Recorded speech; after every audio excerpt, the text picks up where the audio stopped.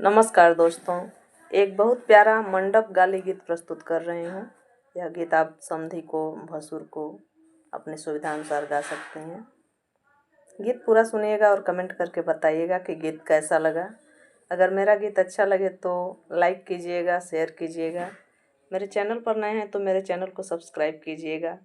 अपना प्यार दुलार और आशीर्वाद दीजिएगा। तो आइए सुनते हैं इस प्यारे से गाली गीत को।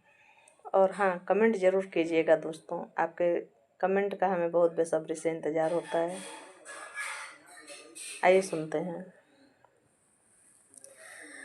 मधुरी बचनिया से पूछ लेना उनिया, भसुर सुनती ना, ए भसुर बोलती ना, कैसन है बहिनी तोहार, भसुर बोलती ना, कैसन है दीदिया तोहार, भसुर बोलती ना।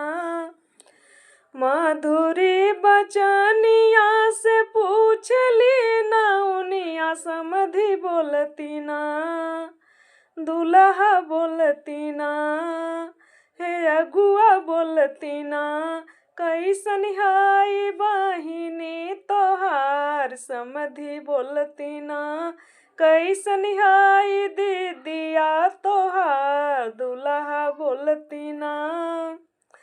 हमारी बहिनिया घूम टोलवा परोसवा, नाउन सुनबू ना, हे नाउन सुनबू ना, बहिना हाई बजर छिनार, केहू से कहिना, घूमे जाली गोरखपुर बाजार, केहू से कहिना, बहिना हाई बजर छिनार, नाउन सुनबू ना, केहू से कहिना, घूमे जाली गोरखपुर बाजार, केहू से कहिना।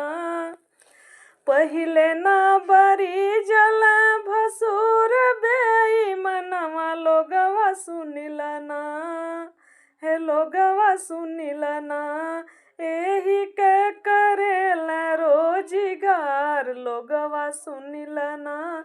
पहिले ना बरी जल समाधि बेईमनवा, लोगवा सुनिला ना, हे लोगवा सुनिला ना, एही के करेला रोजगार, लोगवा सुनिला ना, इहो अपने दीदी के भतार, लोगवा सुनिला ना, एही के करेला रोजगार, लोगवा सुनिला ना, पक्का अपने बहिनी के भतार, लोगवा सुनिला ना।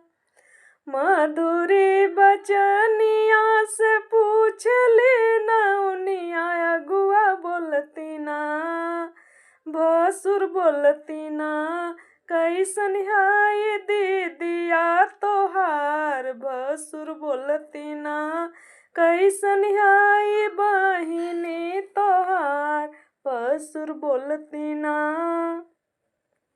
इसी प्रकार से जोड़कर गीत को आगे बढ़ा सकते हैं। धन्यवाद।